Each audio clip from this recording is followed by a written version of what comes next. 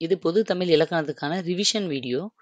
Already நம்மளோட சேனல்ல இந்த மாதிரி யூனிட் 1க்கு ஒவ்வொரு தலைப்புக்கும் தனித்தனியா ரிவிஷன் வந்து போட்டிருக்கோம். பார்க்காதவங்க பிளேலிஸ்ட்ல போய் அதையும் பார்த்துக்கோங்க. இதுவும் யூனிட் 1ல இருக்கிற எதிர்ச்சொல் அப்படிங்கிற ஒரு டாபிக்கோட ரிவிஷன் தான் பார்க்க போறோம். பொதுவாவே ஒவ்வொரு தலைப்புக்குமே ஒரு 20 கொஸ்டின் வரைக்கும் அதுல இருக்கும். 20ம் 20 பேட்டர்ன்ல இருக்கும். அப்ப உங்களுக்கு என்னன்னா, ஒரு தலைப்புல எப்படியெல்லாம் கொஸ்டின்ஸ் வர்றோம் வாய்ப்பு இருக்கு அப்படிங்கிறத மேக்ஸிமம் இந்த ரிவிஷன்ல கவர் ஆயிரும். ஏன்னா நான் ஏற்கனவே சொன்ன மாதிரி தான் இலக்கணம் அப்படிங்கிறது வந்து மேக்ஸ் மாதிரி. நீங்க ஒன்ஸ் படிக்கிறதோ, பார்க்குறதோ ரொம்ப ஈஸி. ஒரு தலைப்ப 10 நிமிஷத்துல கூட நீங்க முடிச்சுட்டு போயிரலாம். ஆனால் அத வந்து எக்ஸாம்ல போயி நெறைய மிஸ்டேக் பண்ண சான்சஸ் இருக்கு. கன்டினியூஸா மேக்ஸுக்கு எப்படி டெய்லி பிராக்டிஸ் பண்றீங்களோ, அது மாதிரி இலக்கணத்துக்கு பிராக்டிஸ் பண்ணா மட்டும் தான் ஃபுல் மார்க் ஸ்கோர் பண்ண முடியும்.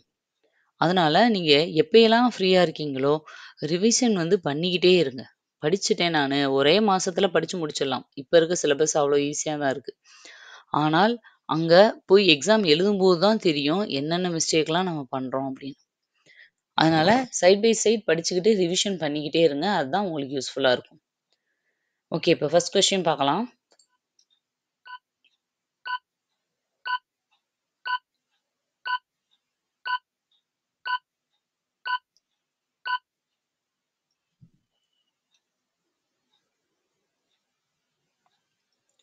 இதுக்கான ஆன்சர் பாருங்க.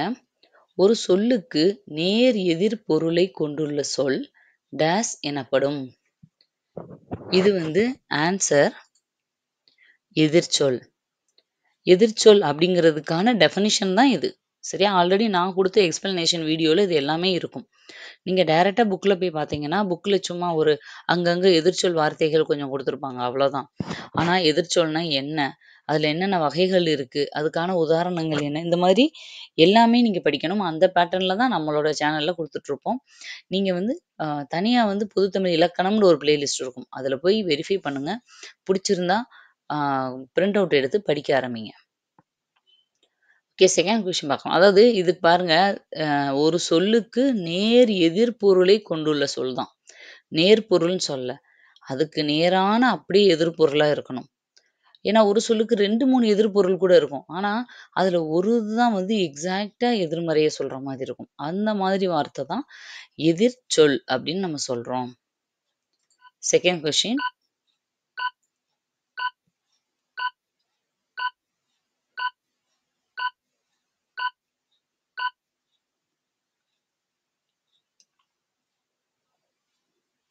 பாருங்க.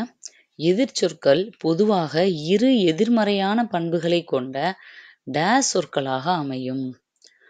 எப்பயுமே எதிர்ச்சொற்கள் எப்படி இருக்கும் அப்படின்னா, ஒண்ணுக்கு ஒண்ணு 2 சொற்கள் இருக்குன்னா, அதுல ஒண்ணுக்கு ஒண்ணு எதிர்மறையான பொருள் கொண்டதா இருக்கும். ஆனா, அது எப்படி சொற்களா இருக்கும் அப்படின்னா, ஆன்சர் இரட்டை சொற்களா இருக்கும். ஆண், பெண், கீழே, மேலே, இரவும், பகலும். புரியுதா? இந்த மாதிரி ஒரு கம்பைன் பண்ண அப்படியே ட்வின்ஸ் மாதிரி இருக்கும். இரட்டை சொற்களாவே எப்பயுமே நம்ம அத வந்து யூஸ் பண்ற மாதிரி இருக்கும். மேடு, பள்ளம், இரவு, பகல். ஓகேவா? இந்த மாதிரி எதிர்ச்சொற்கள் இரட்டை சொற்களா இருக்கும். இதான் இதோட அர்த்தம். 3 கொஸ்டின் பாருங்க.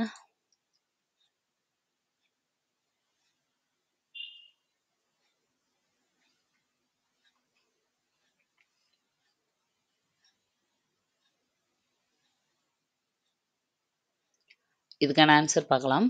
எதிர்மறை இரட்டை சொற்களுக்கு கீழ்க்கண்டவற்றில் எது எடுத்துக்காட்டாக அமையாது? இதுதான் ரொம்ப முக்கியம். இப்ப எது அமையாதுன்னு கேட்குறாங்க.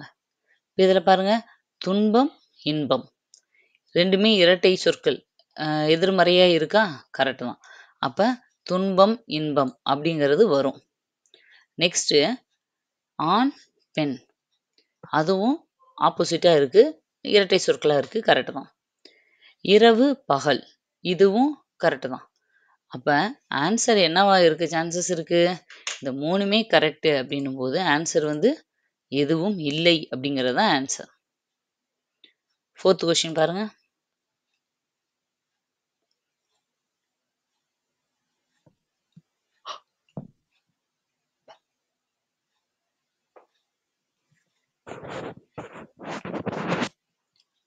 இதுக்கான ஆன்சர் உணர்வு என்னும் சொல்லின் எதிர்ச்சொல்லை காண்க. உணர்வு அப்படிங்கிறதுக்கு எதிர்ச்சொல் என்னவா இருக்கும்? டக்குன்னு நம்ம கன்ஃப்யூஸ் பண்ற ஒரே விஷயம், அதற்கான எல்லாமே இந்த எதிர்ச்சொல்ல பூராமே ஆப்ஷன்ல அதுக்கான மீனிங்கும் குடுத்துருப்பாங்க. நம்ம அந்த மீனிங்கவே மனப்பாடம் பண்ணியிருப்போமா? இப்ப மிசைனா மேலே, மிசைனா மேலே அப்படின்னு படிச்சிருப்போம். டக்குன்னு ஆப்ஷன்ல மேலேன்னு இருந்தோனே போட்டுருவோம்.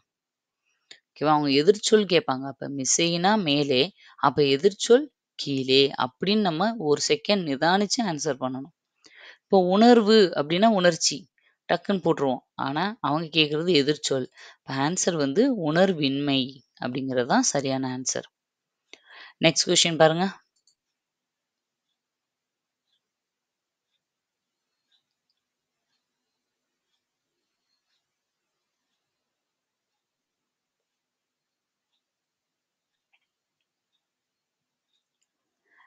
இந்த கொஸ்டின பாருங்க.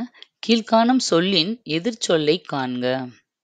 என்ன சொல் அப்படின்னா, பாராட்டல் அப்படிங்கிறதுக்கு எதிர்ச்சொல் என்னன்னு கேட்குறாங்க. இப்போ ஒருத்தர் ஒரு செயல் நல்ல செயலா செஞ்சா என்ன பண்ணுவோம்? பாராட்டுவோம். அதே இது அவங்களோட செயல் தப்பா இருந்தா என்ன செய்வாங்க? நியூஸ்ல எல்லாம் அடிக்கடி நம்ம கேள்விப்பட்டிருப்போம். கண்டனம் தெரிவிக்கிறோம். அவர் சொன்ன வார்த்தைக்கு நாங்க கண்டனம் தெரிவிக்கிறோம். அவரோட செய்கைக்கு நாங்க கண்டனம் தெரிவிக்கிறோம்னு சொல்லுவாங்க. அப்ப நல்லது செஞ்சா பாராட்டுனாங்கன்னா, தவறு செஞ்சா கண்டிப்பாங்க, கண்டனம் செய்வாங்க. அதுதான் வந்து எதிர்ச்சொல். நெக்ஸ்ட் கொஸ்டின் பாருங்க.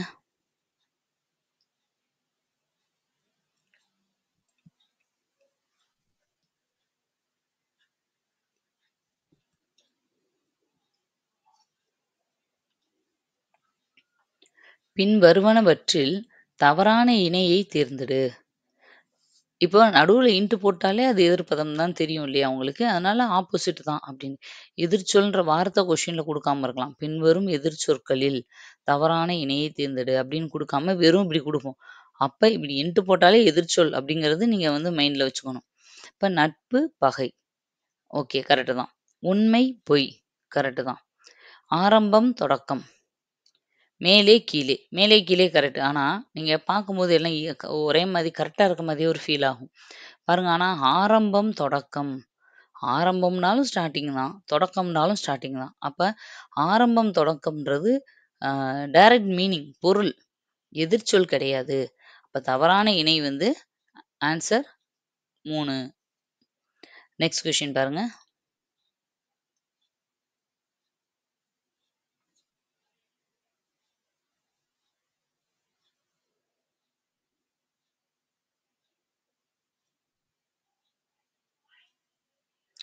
இதுக்கான ஆன்சர் வரவேற்பு என்பதன் எதிர்ச்சொல்லை கண்டுபிடி. பாருங்க வரவேற்பு. இப்போ ஒருத்தவங்க வீட்டுக்கு வந்தாங்கன்னா, அவங்கள ஏத்துக்கிட்டு உள்ள வாங்கன்னு கூப்பிடுறதுக்கு பேரு தான் வரவேற்பு. அப்ப அதுக்கு எதிர்ச்சொல் என்னவா இருக்கலாம்?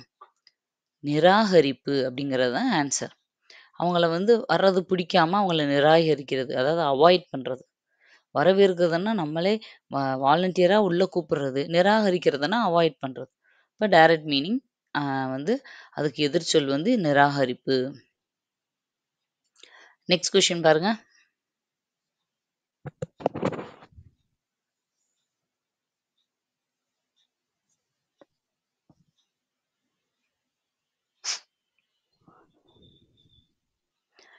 இதுக்கான ஆன்சர் எதிர்ச்சொல் தருக. தூற்றுதல் அப்படிங்கிற ஒரு வார்த்தைக்கு எதிர்ச்சொல் கேட்குறாங்க. தூற்றுதல் அப்படின்னாலே அதோட எதிர்ச்சொல் என்ன? தூற்றுதல்னா ஒருத்தவங்கள திட்டுறது, பழிக்கிறது, அவங்கள வந்து வசைபாடுறது அப்படிலாம் சொல்லுவோம்ல, இதெல்லாம் தூற்றுதல்ல வரும். அப்ப அதுக்கு ஆப்போசிட் என்னவா இருக்கும்? அவங்கள பாராட்டுறது. அப்ப பாராட்டுதல் அப்படிங்கிறதும் சரிதானே! நான் அது போடக்கூடாதா? அப்படின்னா, சரியான எதிர்ச்சொல். அதான் நான் சொல்லணும். நேர் எதிர்பொருளா இருக்கணும். அப்ப தூற்றுதலுக்கு போற்றுதல்னு ஒரு எதிர்ப்பதம் இருக்கும்போது, பாராட்டுதல் அப்படிங்கிறது வந்து அதுக்கு அடுத்த பட்சம் தான் வரும். இப்போ ஒரு வேள ஆப்ஷன்ல போற்றுதல் இல்ல. வேற ஏதோ இருக்கு. ஆனா பாராட்டுதல் மட்டும் இருக்கு அப்படின்னா, நீங்க தூற்றுதலுக்கு எதிர்ப்பதமா பாராட்டுதல செலக்ட் பண்ணலாம் தாராளமா. ஆனா போற்றுதல் வந்துருச்சுன்னா, தூற்றுதலுக்கு போற்றுதல் தான். ஏன்னா நம்ம சொல்லியிருக்கோம்ல, இரட்டை சொற்களா அமையும் அப்படின்றது. அதனால. நெக்ஸ்ட் கொஸ்டின் பாருங்க. ஒவ்வொரு கொஸ்டினும் ஒவ்வொரு பேட்டர்ன்ல இருக்கும். அதனால தான் ஏதாவது ஒரு சின்ன வேரியேஷன் இருக்கும். அதனால தான் உங்களுக்கு நான் குடுத்துருக்கேன்.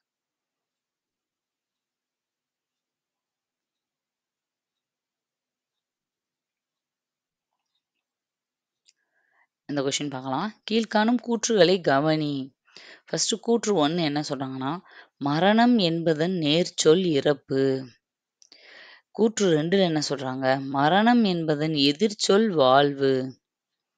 அப்ப நீங்க நினைச்சு பாருங்க, மரணம் என்பதன் நேர்ச்சொல் இறப்பு. சரிதான். மரணம்னா இறந்து போறது தான் மரணம். அப்ப நேர்ச்சொல்னா மீனிங். சரியா? அருஞ்சொல் பொருள்னு சொல்லுவோம். பொருள்னு சொல்லுவோம். அதே இது மரணம் அப்படிங்கிறதோட எதிர்ச்சொல் அப்படின்னா வாழ்வு. அப்ப கூற்று 1, 2 2மே சரிதான்.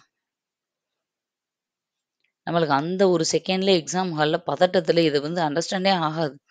ஐயோ! என்னடா இறப்பு, வாழ்வு, எதிர்ச்சொல் அப்படின்னு கன்ஃப்யூஸ் ஆகும். அந்த பதட்டம் வரக்கூடாதுன்னு தான் இங்கேயே இந்த மாதிரி பிராக்டிஸ்லாம் குடுத்துட்டுருக்கோம்.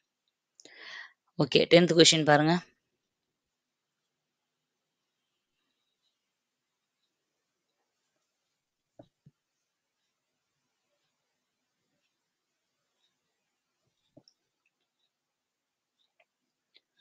இதுக்கான ஆன்சர் பாருங்க. எதிர்ச்சொல்லை கண்டுபிடி. நம்பிக்கை. நம்மளுக்கு இது எல்லாமே ஓரளவு தெரியும். ஆப்ஷன்லயும் எல்லாமே எதிர்ப்பு, சண்டை அப்படிதான் இருக்கு. நம்பிக்கைக்கு எதிர்ப்பதம் சந்தேகம். எதிர்ச்சொல், எதிர்ப்பதம் எல்லாமே ஒண்ணுதான். ஏன்னா, பதம், மொழி, கிளவி எல்லாமே சொல் அப்படிங்கிற வார்த்தைய தான் சொல்லும். எதிர்ப்பதம்னு குடுத்தாங்க. நான் எதிர்ச்சொல் தான் எதிர்ப்பதம்னு தெரியாம விட்டுட்டு வந்துட்டேன்னு நெனைக்காதீங்க. எதிர்ப்பதம்னாலும் எதிர்ச்சொல் தான். நெக்ஸ்ட் கொஸ்டின் பாருங்க.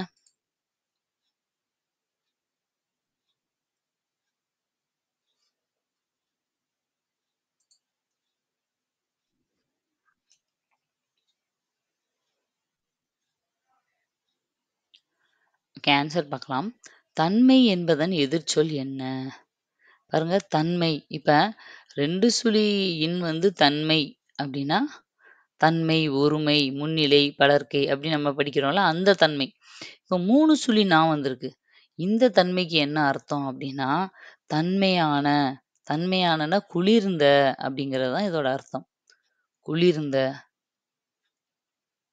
குளிர்ந்த, தன்மையா, தன்மையா பேசணும் அப்டின்னா, கொஞ்சம் கூல் டவுனா பேசுங்க அப்டின்ற மாதிரி.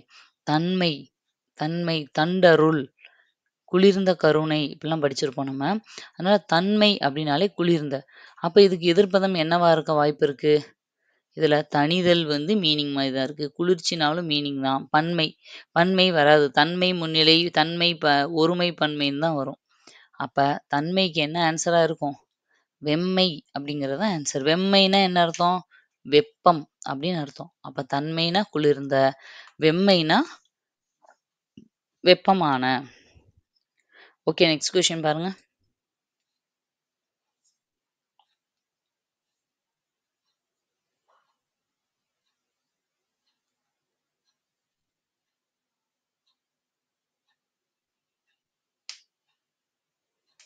இதுக்கான ஆன்சர் நஞ்சு என்னும் சொல்லின் எதிர்ப்பதம் காண்க. நான் இப்ப தான் சொன்னேன் எதிர்ப்பதம்னாலும் எதிர்ச்சொல்னாலும் ஒண்ணுதான். அது தெரிஞ்சுக்கணும்னு தான் இந்த மாதிரி ஒண்ணு குடுத்துருக்கோம். இப்ப நஞ்சுனாலே நம்மளுக்கு மீனிங் தெரியும். விஷம். அப்ப விஷத்துக்கு ஆப்போசிட் என்ன? அததான் நம்ம இதோட எதிர்ப்பதமா சொல்லணும். அப்ப கீழ பஞ்சு, விஷம், அஞ்சுன்னு குடுத்துருக்கு. இது எதுவுமே வராது. நஞ்சுக்கு அமுதம். அமுதம், நஞ்சு. நெக்ஸ்ட் கொஸ்டின் பாருங்க.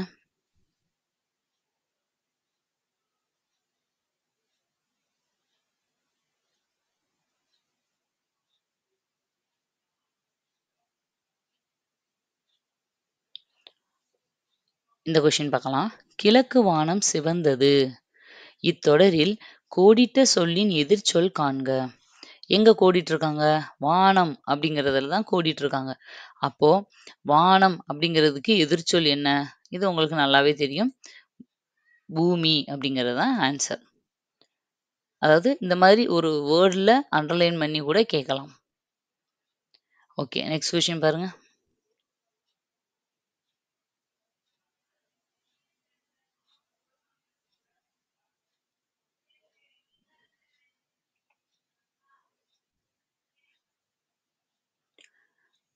இந்த கொஸ்டின் பார்க்கலாம்.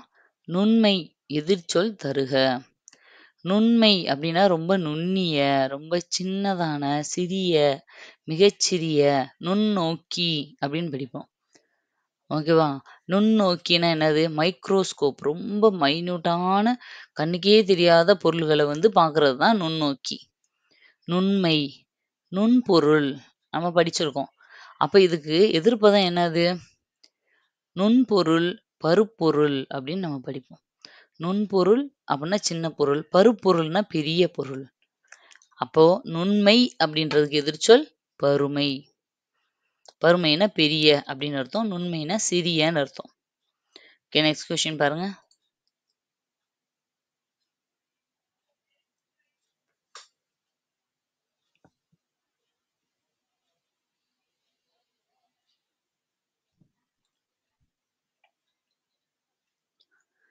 இந்த கொஸ்டின் பாருங்க. இது ஒரு டிஃபரண்டான டைப்பு.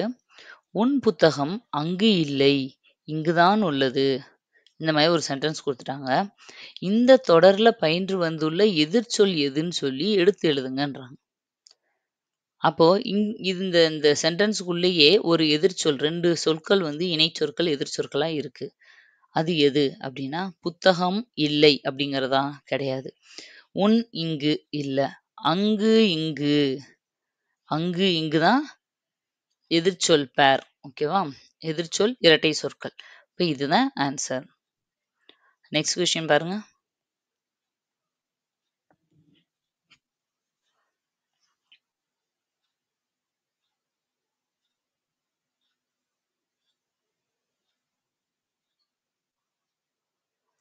இதுக்கான ஆன்சர், சரியான எதிர்ச்சொல் இணையை தேர்ந்தெடு. விருப்பு, வெறுப்பு. கரெக்ட் தான். பள்ளம், குழி. பார்க்கும்போது கரெக்ட்டா இருக்க மாதிரியே தோணும். ஆக்சுவலா பாருங்க, பள்ளம்னாலும், குழினாலும் ஒரே தான். ஒரே மீனிங் தான். பள்ளத்துக்கு மேடு அப்படிங்கிறது தான் ஆன்சர் வந்திருக்கணும். கரெக்ட்டான ஆன்சர் அப்படின்னு பார்த்தோம்னா, பள்ளத்துக்கு மேடு அப்படின்னு வரணும். இங்க எழுதுறேன். பாருங்க. பள்ளத்துக்கு மேடு அப்படிங்கிறது தான் ஆன்சர். நெக்ஸ்ட்டு நாடு, தேசம். ஆக்சுவலா நாடு, தேசம் 2மே ஒரே அர்த்தம் தான். நம் நாடுன்னு சொல்லலாம், நம் தேசம்னு சொல்லலாம். எல்லாமே ஒண்ணு தான். நாட்டு பறவை, தேசிய பறவை எல்லாம் ஒண்ணு தான். அப்போ நாடுக்கு எதிர்ப்பதம் எதுவா இருக்கும்? காடு அப்படிங்கிறது தான் எதிர்ப்பதம். நாடு, காடு. ஆனா இந்த 2மே தப்பு. மேதை, பேதை கரெக்ட்டா தான் இருக்கு. இப்ப இந்த 2 மட்டும் தவறானதா இருக்கு. அப்ப கீழ இருக்க ஆப்ஷன்ல என்ன வரும்? 1ம் 4ம் சரி. நெக்ஸ்ட் கொஸ்டின் பாருங்க.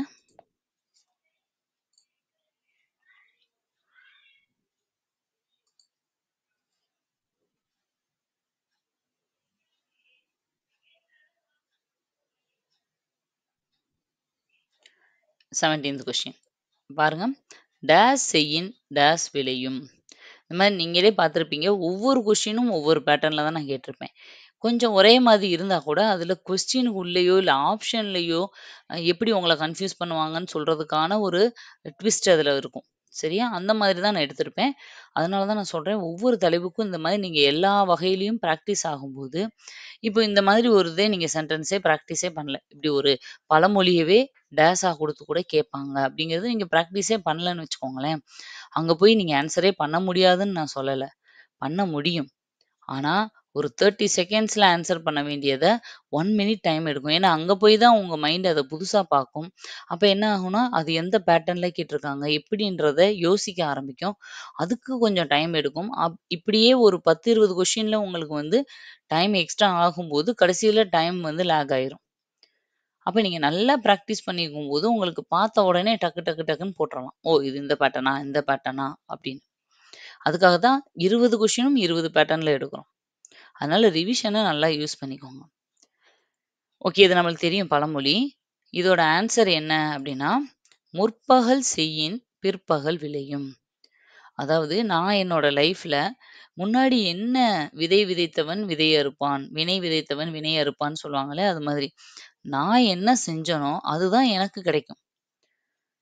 முற்பகல்ல நான் செய்ற செயல், வினை கர்மா எனக்கு வந்து பிற்பகல்ல விளையும். பிற்பகல்னா இது காலை, மாலை சொல்றாங்க. பட் ஒரு லைஃப்ல வந்து ஃபர்ஸ்ட் ஹாஃப், செகண்ட் ஹாஃப்ன்னு சொல்லுவோம் இல்லையா? அந்த மாதிரி மீனிங். ஓகே. நெக்ஸ்ட் கொஸ்டின் பாருங்க.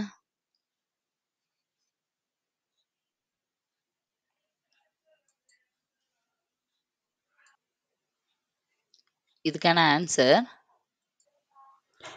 இப்ப இதுக்கான ஆன்சர் பாருங்க.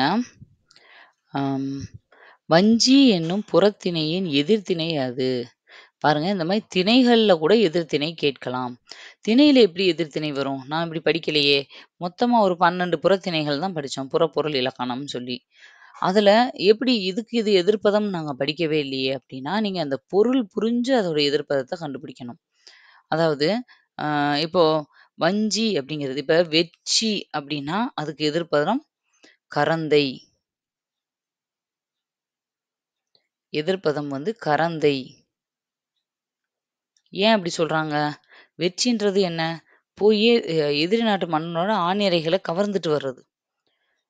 அந்த கவர்ந்த ஆணிரைகள திரும்ப போய் மீட்டுட்டு வர்றது தான் கரந்தை. அப்ப இதுக்கு இது ஆப்போசிட் தானே!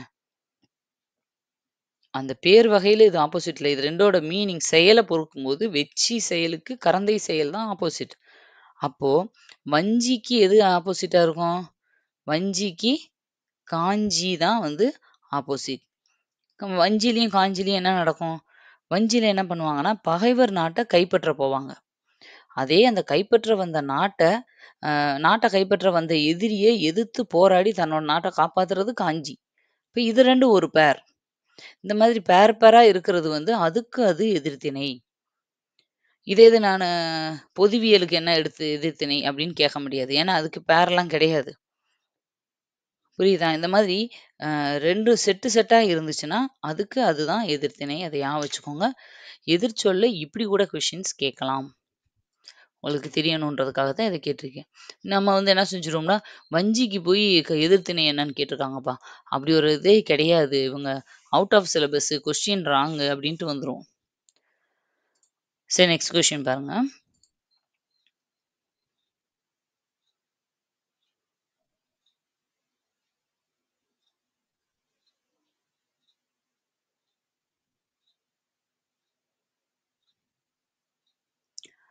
இதுக்கான ஆன்சர் நங்கை என்பதன் எதிர்ச்சொல் என்ன? நங்கைன்னா பெண் அப்படின்னு அர்த்தம். அப்ப நங்கைக்கு எதிர்ச்சொல் வந்து பெண்ணுக்கு எதிர்ச்சொல் ஆண். அப்ப என்ன வரும்? அம்பி வருமா? தும்பி வருமா? மங்கை வருமா? கிடையாது. நங்கைக்கு நம்பி அப்படிங்கிறது தான். நங்கை அப்படிங்கிறது பெண்கள குறிக்கும் சொல்லா இருந்தா, நம்பி அப்படிங்கிறது வந்து ஆண்களை குறிக்கும் சொல். திருநங்கை, திருநம்பி அப்படின்னு இப்ப பேர் வச்சிருக்கோம் இல்லையா? டிரான்ஸ்ஜெண்டர்ஸுக்கு. லேடீஸா இருந்தா திருநங்கை, ஆம் ஜென்ஸா இருந்தா திருநம்பின்னு சொல்லுவாங்க. அதுலேருந்தே உங்களுக்கு தெரியும். நங்கை, நம்பி. இந்த மாரி டிஃபரண்டான எதிர்ச்சொல்லாம் எங்கேயெல்லாம் பார்க்குறீங்களோ, அத நல்லா மைண்ட்ல வச்சுக்கோங்க. Last question.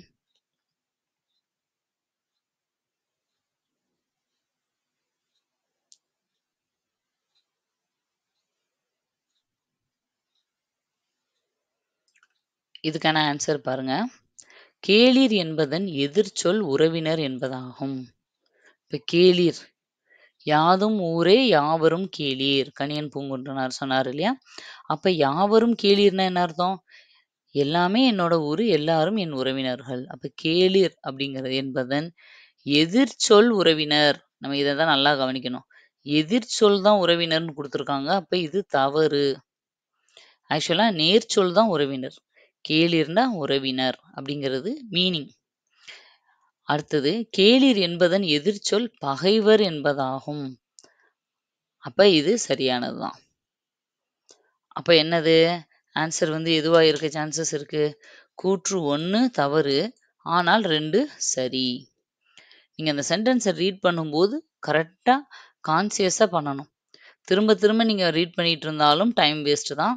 அதே மாதிரி வாசிக்கும்போது தப்பா கவனிக்காம ஒரு சின்ன எழுத்த அதனால தான் நம்ம அந்த எழுத்து லகர, லகர வேறுபாடு, குறில் நெடில் வேறுபாடெல்லாம் படிக்கிறோம். ஒவ்வொரு சின்ன குறில் நெடில் வேறுபாடு நம்ம தப்பா ரீட் பண்ணிட்டா கூட இன்னும் நெறைய பேர் தமிழ் வாசிக்கும்போது தப்பா ரீட் பண்றவங்க இருக்கீங்க இன்னமும். கொஞ்சம் தப்பா ரீட் பண்ணிட்டா கூட அதோட அர்த்தமே மாறிரும். நம்ம வேற மீனிங்ல ஆன்சர் பண்ணிருவோம். அதனால நெறைய பிராக்டிஸ் வேணும். இலக்கணம் ரொம்ப ஈஸி. ஆனா, அதே மாதிரி அதுல மிஸ்டேக்ஸ் வர்றதும் ரொம்ப ஈஸி. ஈஸியா மிஸ்டேக் பண்ணிருவோம். சில்லி மிஸ்டேக்ஸ் நெறைய பண்ணுவோம். அதனால கவனமா பிராக்டிஸ் பண்ணுங்க. ஒவ்வொன்னையுமே தெளிவா எங்கேலாம் உங்களுக்கு இந்த மாரி கொஸ்டின்ஸ் கிடைக்குதோ, பிராக்டிஸ் பண்ணிக்கிட்டே இருங்க. இன்னும் ஒன்ஸ் இந்த யூனிட் வைஸ் ரிவிஷன் முடிஞ்சதுக்கப்புறம் ப்ரீவியஸ் இயர்ல இந்த டாபிக்லேருந்து என்னென்ன கொஸ்டின்ஸ் கேட்டிருக்காங்கன்றதையும் ஒரு கம்பைல் பண்ணி நாங்க ரிவிஷன் வீடியோவா குடுப்போம்.